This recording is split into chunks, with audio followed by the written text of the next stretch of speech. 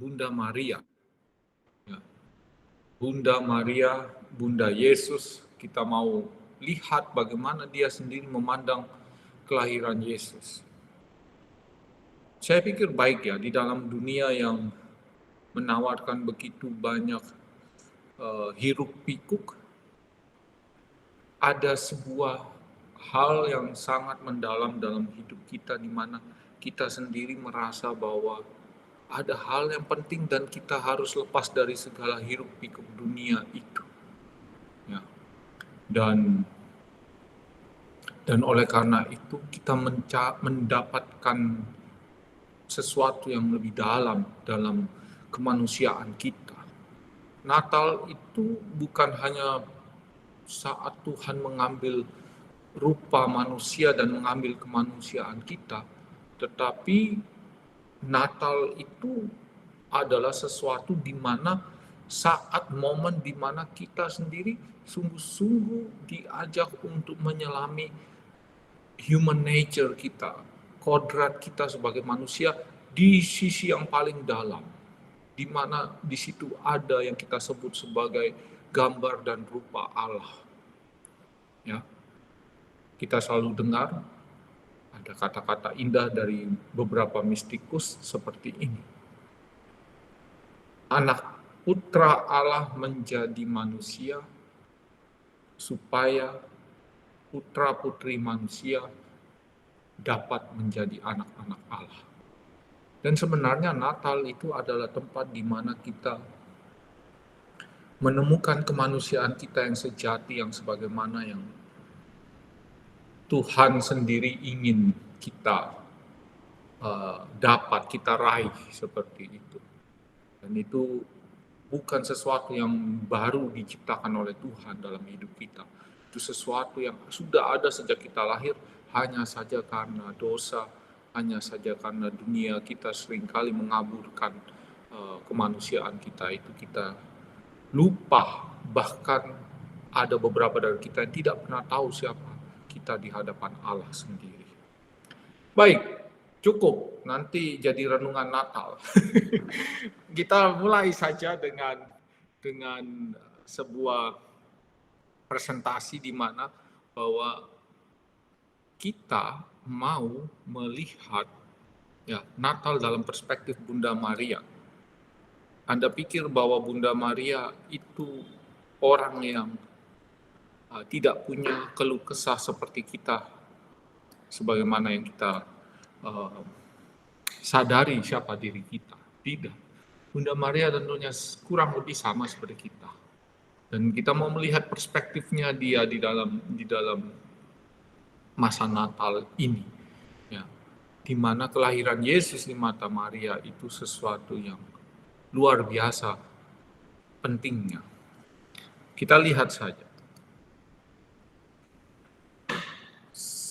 Hans Mayo tolong bacakan ayat ini, dan yang memberikan ayat Lukas 1, 15-20 itu rupanya ngantuk waktu menulis. Sehingga saya terpaksa mengubahnya Lukas 2, 15-20. Silakan Hans Mayo membacanya.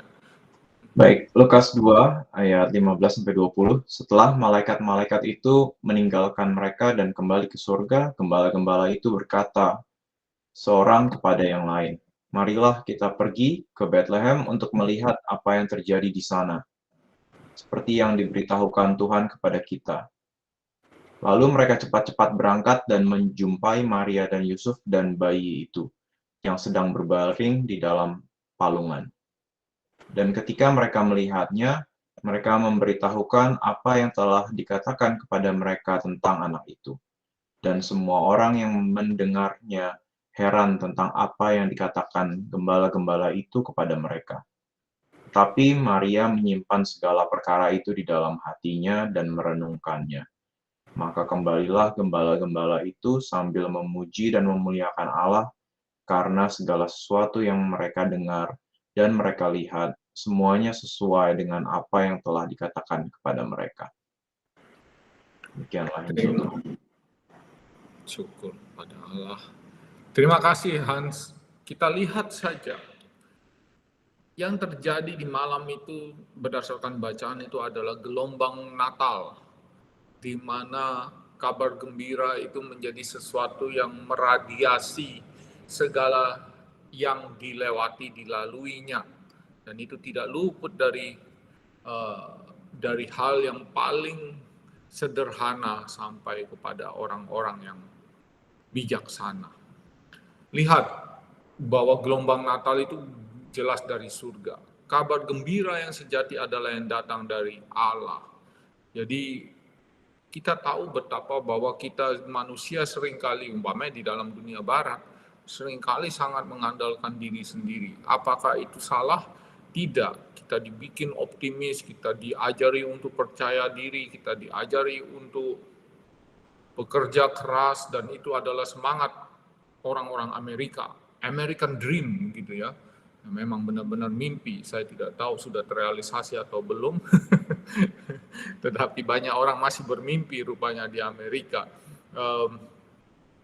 Kabar gembira yang benar itu bahwa ada sesuatu yang melampaui manusia, yang bukan kita yang mengusahakannya, tetapi ada sesuatu yang jauh lebih besar dari manusia yang mengusahakannya.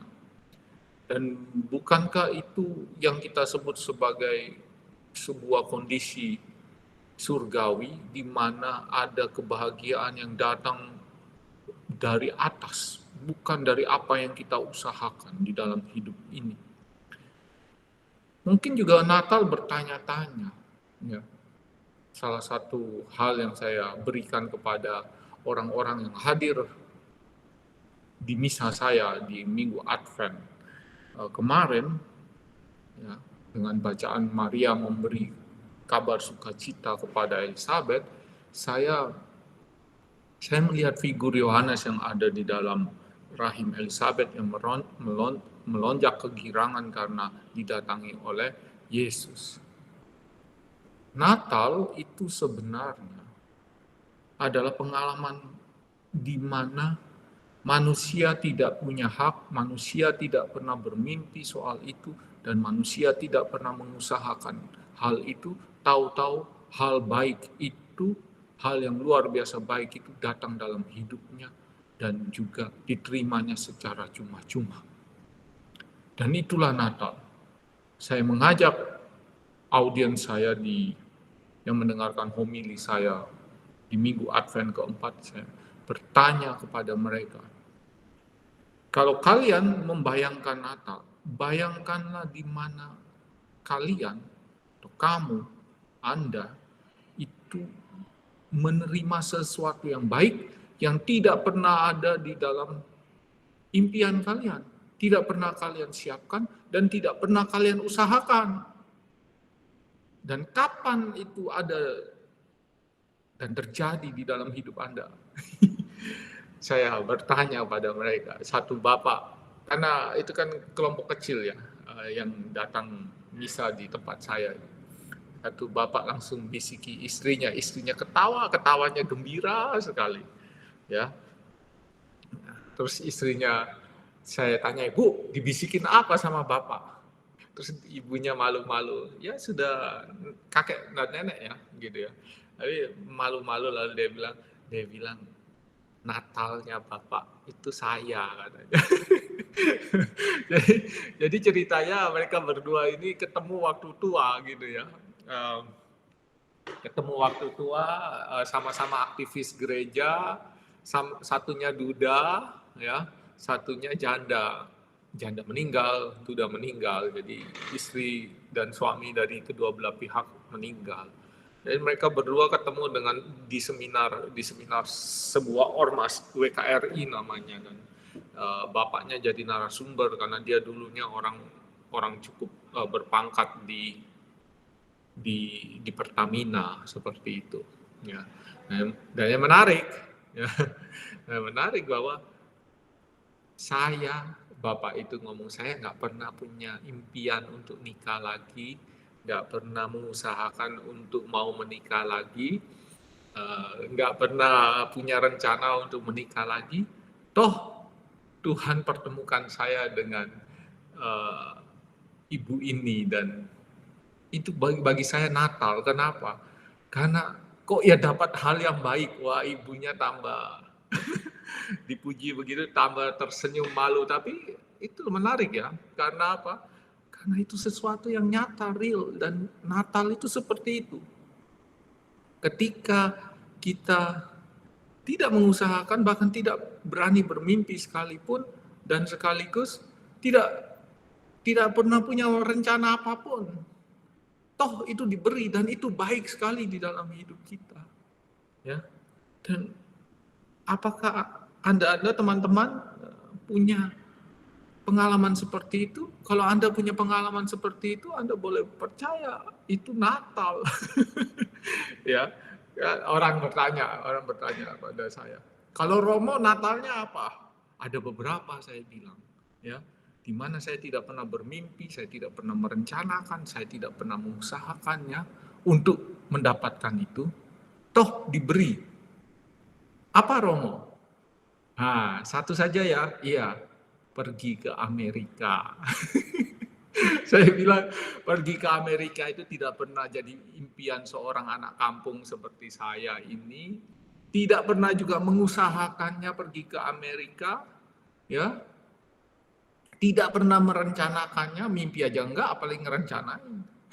Tahu-tahu provinsial bilang, ya kamu siap-siap untuk pergi Amerika lah ya.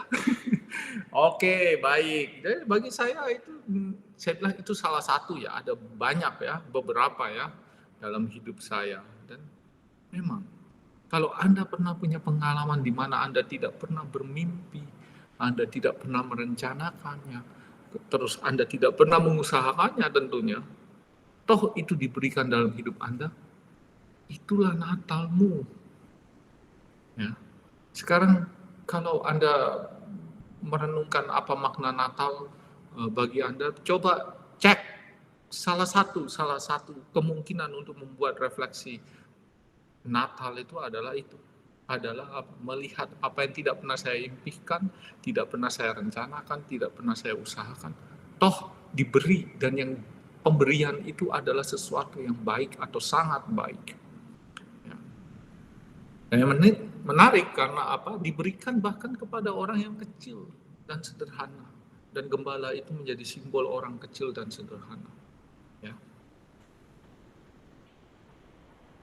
Dan orang yang diberi itu, ya, yang tidak merasa pantas mendapatkan tetapi diberi, itu pasti punya kegembiraan yang luar biasa. Dan kegembiraan itu menggerakkan hati, sehingga yang lain menjadi relatif.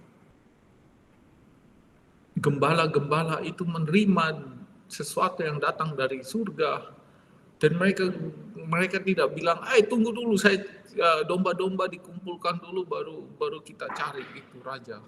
Tidak, mereka langsung begitu saja pergi. Dan itulah tipikal orang yang digerakkan sedemikian rupa oleh Allah. Dan orang yang digerakkan sedemikian rupa oleh Allah seperti gembala-gembala itu, ya jadi pewarta. Pernahkah Anda punya pengalaman Natal? Dan bagaimana mungkin Anda tidak bisa menjadi seorang pewarta kalau Anda punya pengalaman Natal? Ya. Baik, kita lanjutkan saja. Tetapi Maria menyimpan segala perkara itu di dalam hatinya dan merenungkannya. Jadi gembala-gembala datang kepada dia dan kepada Yosef juga, dan bercerita tentang apa yang mereka lihat dari malaikat, pemberitaan dari malaikat itu, ya. Dan Maria menyimpan segala perkara itu di dalam hatinya dan merenungkannya. Mengapa demikian? Itu memang sikap Maria seperti itu. Yang kedua, ya namanya orang habis melahirkan, ya pasti punya sesuatu yang lain, dan itu yang kita lihat nanti. Sedikit tentang perempuan pasca melahirkan.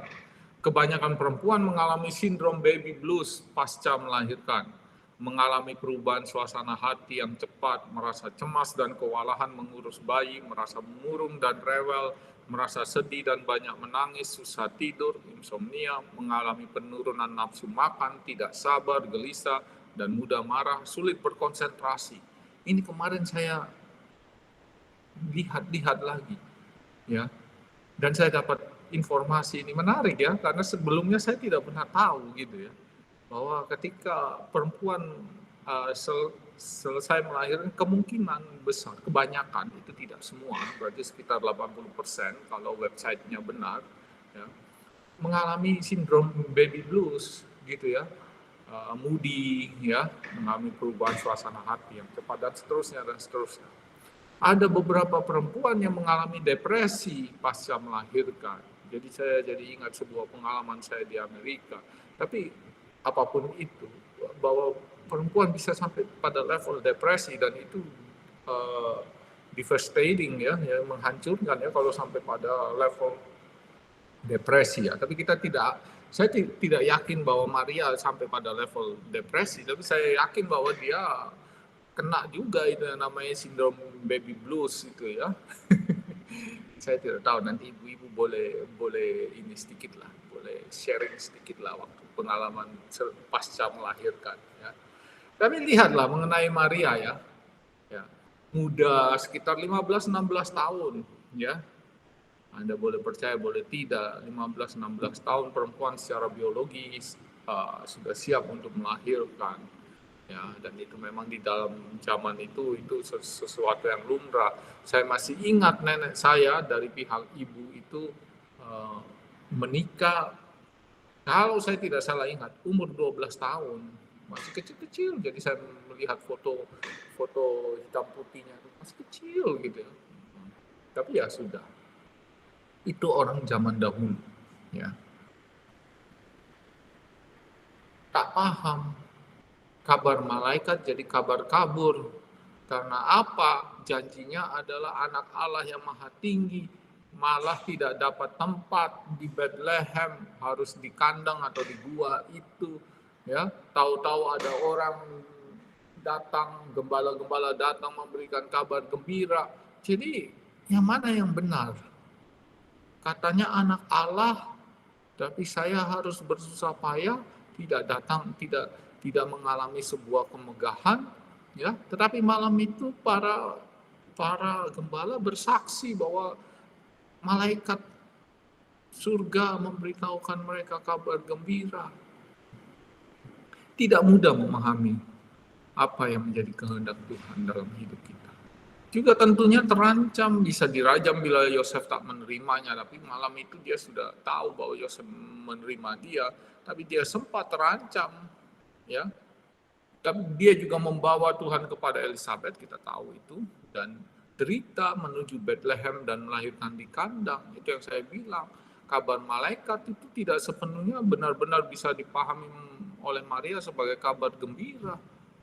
Bagaimana melahirkan anak Allah yang maha tinggi di sebuah gua atau kandang itu, ya, dan yang merayakannya orang-orang kecil.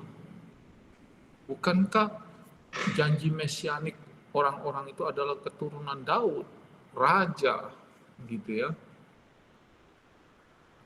Tak lazim melahirkan sang penyelamat di dalam kesederhanaan, dan persis itu.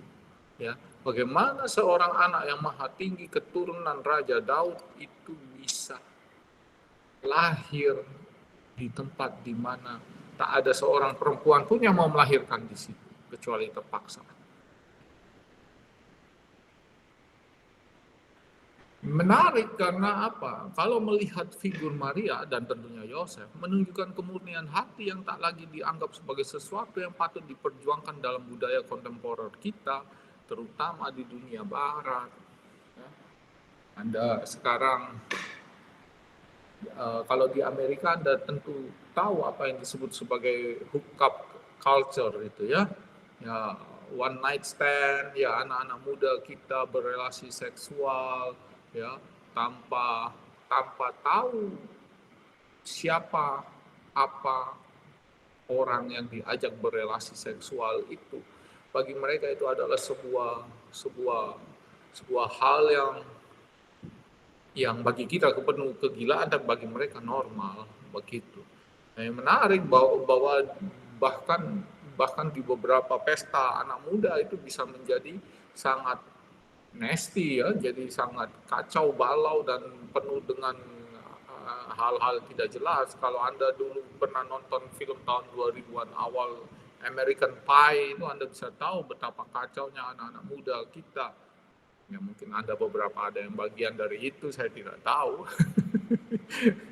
Tetapi bahwa sekarang jauh lebih parah. Karena apa?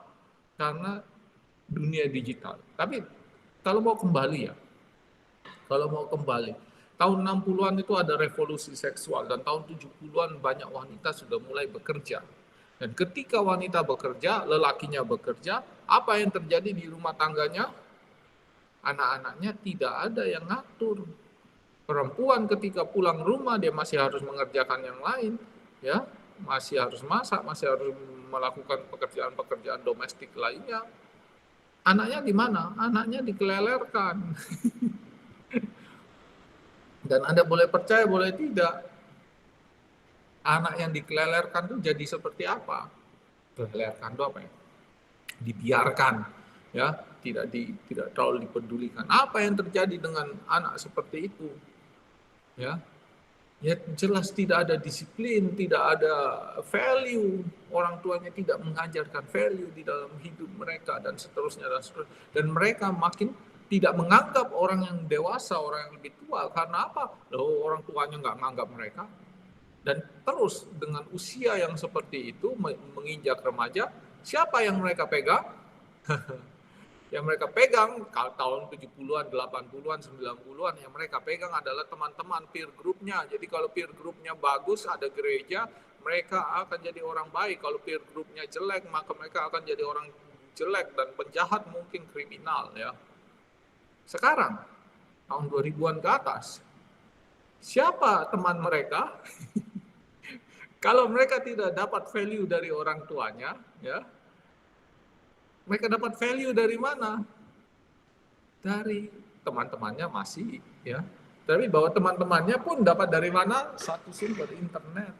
Digitalisasi membawa dampak buruk bagi hidup kita. Selain banyak juga dampak baiknya, tetapi dari segi value, algoritma itu program.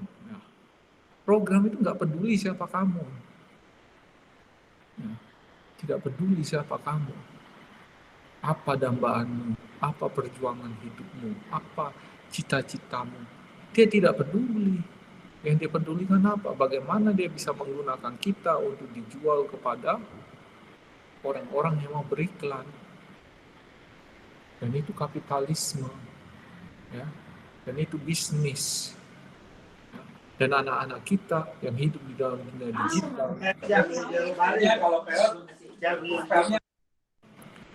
Anak-anak kita yang hidup di dalam dunia digital itu value-nya tidak datang dari orang tuanya yang sibuk bekerja. Kita tidak ngomong orang yang sudah dewasa. Kalau Anda umpamanya seperti Tante Swan, anaknya sudah dewasa, sudah tidak ada urusannya lagi. Tetapi kita ngomong dengan yang masih remaja dan yang masih kecil-kecil, yang masih SD, ya, mereka dapat value dari mana? Anda boleh percaya, boleh tidak.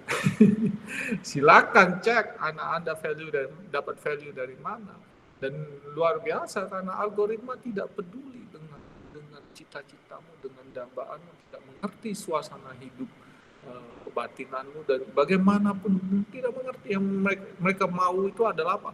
Bagaimana kamu bisa membeli produk mereka, soft maupun hard, ya, produk material atau produk yang dalam bentuk di layar, game online, Tinder, dan lain-lain lah, IG dan seterusnya lah. Ya. Ya Anda boleh percaya, boleh tidak. Dan Maria, kalau kita kembali ke sosok Maria, ya, dia menjaga kemurnian hatinya. Itu berarti apa? Dia memegang baik-baik value-nya. Dia memegang baik-baik nilai-nilainya. Dan dia lihat Yesus. Dan dia akan menularkan value yang dia punya kepada Yesus. Oh ya, Yesus dulu nggak punya komputer. Ya benar sih. Tapi paling tidak Maria dulu benar-benar merhatiin Yesus sampai value-nya sampai ke Yesus. Itu, dan tentu Yosef, ya. Dan itu penting bagi kita, orang-orang yang hidup tantangannya jauh lebih besar daripada Maria dan Yosef, tetapi inspirasinya tetap sama. Orang yang menjaga kemurnian hatinya supaya apa? Supaya value-nya, imannya tetap ada dan menjadi kompas di dalam hidupnya. Dan itu pada satu titik ketika dia mengasuh Yesus akan ditularkan. Ya, dia kemungkinan sedang bingung, mudi, apa segala macam ya. Lelah setelah berjalan jauh dan melahirkan. Bertanya-tanya tentang apa yang sedang dan akan terjadi dalam hidup mereka. Merasa hidupnya berubah drastis karena anak yang dilahirkan. Mixed feeling, gembira, bangga bercampur dengan kekhawatiran dan ketidakpastian. Dan Maria menyimpan semuanya dalam hatinya. Dan ini menjadi penting. Anda pikir bahwa Maria itu perasaannya sederhana waktu di Bethlehem. Saya tidak berpikir seperti itu karena apa? Pasti ada kekacauan di dalam hidupnya. Ya lelah, ya melahirkan, ya jalan jauh. Tahu-tahu harus menerima gembala-gembala itu, ya memberitahukan bahwa ada kabar baik dan seterusnya. Jadi mixed feeling, perasaannya campur aduk, tidak jelas yang antara gembira dan susah, sedih dan senang, tidak ada yang tahu, tidak ada yang bisa memastikan mana. Mixed feeling, campur aduk, nggak karu-karuan, ya. Dan dia menyimpan semuanya dalam hatinya. Nah, menarik. Malam itu bukan malam sunyi dan damai. Malam di Bethlehem itu malam terjadinya simpang siur pengalaman di hati Maria dengan segala kelemahan manusiawinya dan ketaatan imannya. Maka dia mau sekali lagi memilih untuk apa? Diam dan menyimpan di dalam hatinya dan mencernanya, berusaha memahami, tapi di dalam keheningan itu. Jadi keheningan batin itu bukan keheningan Bethlehem, tapi keheningan batin Maria. Itu yang membuat segala macam yang tidak dimengerti itu baik-baik dihadapi satu persatu. Dan dia tidak menjadi reaktif, dia tidak menjadi ngambekan, dia tidak menjadi perempuan yang lemah, tetapi karena dia bisa menyimpan segala sesuatunya di dalam hatinya dan berusaha mencernanya, dia menjadi perempuan yang kuat. Kita diajari di dalam dunia yang hiruk pikuk, ya, untuk keluar terus dari dalam diri kita dan membuat kita tidak punya kemampuan untuk apa? Untuk mengolah apa yang terjadi di dalam batin kita. Dan itu juga kultur anak muda sekarang. Saya sudah sering kali mengatakan pada anak-anak muda, "Hey, kamu ya, apa-apa ras kalian ini ya, pernah dengar nggak yang namanya emotional intelligence?"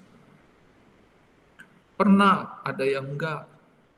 Saya beritahu kalian ya, kalian mau punya emotional intelligence yang tinggi, mulai dari dalam batin kalian. Identifikasi rasamu, ya. Marah dan kecewa itu beda. Sedih dan takut itu beda. Kalian jangan apa-apa segala macam ngomongnya kena mental. Nah itu slangnya sekarang. Jadi rasa apapun yang tidak enak itu diseragamkan, diterjemahkan dalam kata kena mental oleh anak-anak Indonesia. Bayangkan, Anda bisa bayangkan kalau Anda marah, kecewa, tersinggung, khawatir, sedih, dan seterusnya. Dan semuanya itu digeneralisasi jadi apa? Kena mental. Apa yang terjadi dengan generasi muda seperti ini? Tidak paham apa yang terjadi di dalam batinnya. Dan itu problem besar. Karena apa? Saya sudah beritahu mereka berkali-kali. Terakhir kali saya beritahu kepada mahasiswa kedokteran di Universitas Negeri Solo, UNS. Saya bilang bahwa kalian tanpa emotional intelligence yang baik, kalian tidak akan pernah bisa jadi manusia dewasa. Kalian boleh menjadi tua, tetapi tidak dewasa. Karena dewasa itu pilihan, dan pilihan-pilihan itu hanya bisa terjadi di dalam batinmu. Dan apa yang terjadi jika pilihan-pilihan itu disetir dari sesuatu yang bersifat luaran? Ya jelas kalian tidak free. Kalian itu orang yang merasa diri free, namun kalian itu adalah orang yang terkekang sebenarnya. Orang yang disetir oleh unsur-unsur dari luar, hal-hal luaran semua. Termasuk IG kalian. Ya, kalau kita generasi Facebook lah. Ya, Margaret itu generasi Facebook. Margaret IG-nya nggak jalan Margaret. Ya itu beda. Kalau main di Facebook itu tanda generasi baby boomers. generasi setelah Perang Dunia Kedua lah, itulah Margaret itu. Aktif di FB tetapi di IG-nya ya nggak tahu nih aktif atau enggak, saya nggak tahu, tapi kelihatannya tidak begitu deh. Kita lanjutkan saja. Ya. Hati Maria. Maria adalah orang yang berdiscernment, yang melihat ada begitu banyak hal baik dari dalam maupun dari luar, datang bertubi-tubi padanya dan mempengaruhi kehidupannya. Ia diam, hening, dan berusaha mencerna semua yang datang kepadanya, yang membawa derita dan takut bersama dengan yang membawa kegembiraan dan kebanggaan. Dan itulah Maria. Di Bethlehem itu kalau malam sunyi, ya, itu ada silent night itu. Silent night-nya bukan dalam arti di Bethlehem benar-benar sunyi sepi. Karena pasti ada gembala-gembala itu datang dan tidak mungkin mereka membawa kesepian, mereka bawa keramaian. Ya. Tetapi bahwa yang ada itu adalah keheningan batin. Dan itu benar. Karena apa? Maria dan Yosef tentunya di sana. Mereka berusaha mencerna apa yang sedang terjadi dan akan terjadi di dalam hidup mereka karena kelahiran anak itu. Ya, yang kita tahu sekarang adalah Yesus. Maria memilih untuk mencecap dan mencerna apa yang menjadi kehendak Tuhan dalam terpaan begitu banyak pengalaman yang datang silih berganti, positif dan negatif, dengan keheningan batin agar imannya menuntunnya sesuai dengan kehendak Tuhan. Ya, jadi ada dua jalan. Ya, Maria itu menunjukkan jalan yang tidak dipilih oleh Hawa. Hawa mengatakan tidak kepada kehendak Tuhan dan menimbulkan kekacauan. Maria mengatakan ya secara total kepada Tuhan dan membawa keselamatan. Walaupun dia tidak mengerti. Hawa juga tidak mengerti mengapa Tuhan melarang mereka makan buah pengetahuan dan buah kehidupan. Dan rasa ingin tahunya membuat dia memilih untuk tidak mengikuti kehendak Tuhan. Sedangkan Maria, dia juga tidak mengerti apa yang sedang terjadi. Janjinya sih dia melahirkan putra Allah yang maha tinggi. Tetapi kok kenyataannya jauh dari itu. Dan itu sampai disalib loh nanti.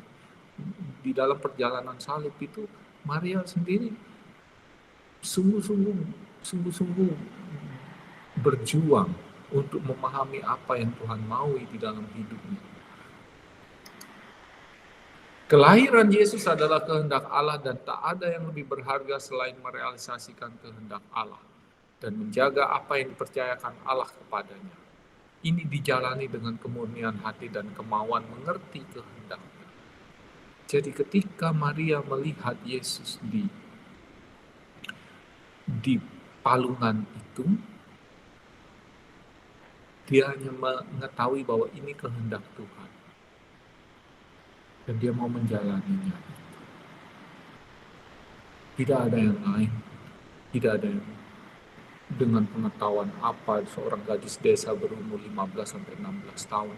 Dia tidak punya modal apapun kecuali bahwa dia tahu ini adalah kehendak Tuhan yang terjadi di dalam hidupnya dan dia mau menjalani kehendak itu sebaik-baiknya. Itu yang ada di dalam batin Maria. Dia tidak tahu apa yang sedang terjadi dan akan terjadi. Dia punya keyakinan itu, bahwa ini adalah kehendak Tuhan dan dia mau menjalaninya dengan sungguh-sungguh. Jadi pertanyaan reflektif bagi kita, pernahkah aku mengalami begitu banyak hal yang tak seperti yang kuinginkan? Begitu banyak hal yang uh, tak kuinginkan, gitu, lebih sederhana. Bagaimana reaksiku dan sikapku? Berontak, marah, frustrasi, atau mengambil sikap hening, reflektif? Dan tepat di situ ada discernment. Apakah aku juga mengambil sikap untuk menyimpan semua hal dalam hatiku dan berusaha mencernanya dengan imanku? Ada banyak hal di dalam hidup kita yang tidak kita mengerti. Toh, ternyata Tuhan memberikannya kepada kita. Dan ketika kita melaluinya, ternyata kita tahu bahwa itu adalah jalan yang benar atau jalan yang menyelamatkan. Tapi itu hanya bisa kalau kita mengambil sikap seperti Maria. Terima kasih. Ada pertanyaan atau sharing? Sengaja saya tidak membuat lagu-laguan dan sebagainya, karena ketika selesai lagu-laguan, selesai juga ngantuknya. Ya, jadi ya sudah. Baik, silakan Hans, kembali. Oke, thank you Romo. Baik, sambil kita memikirkan, merefleksikan apa yang kira-kira menjadi pertanyaan-pertanyaan dari Romo tadi, kami ingin menyampaikan beberapa pengumuman. Silakan Cien untuk ditampilkan.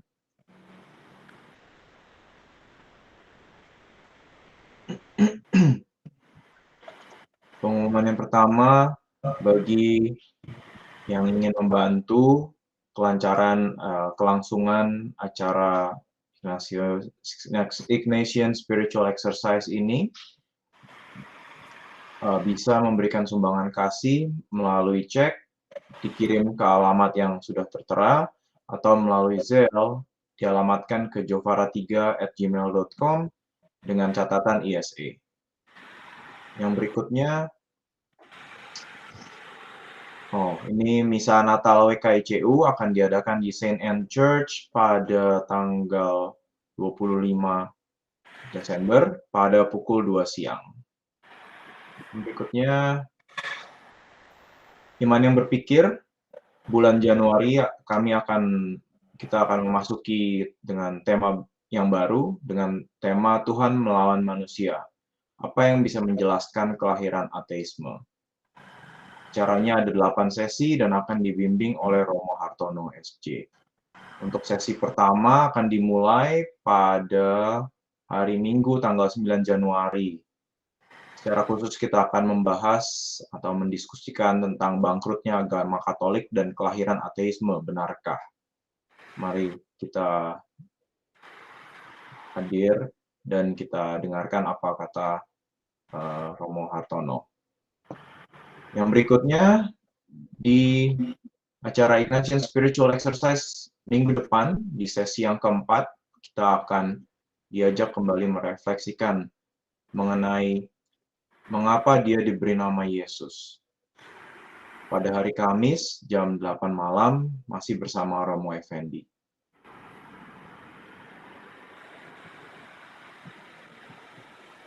Saya rasa itu, terima kasih. Recordingnya bisa dimatikan, dan kita bisa langsung masuk ke acara sharing.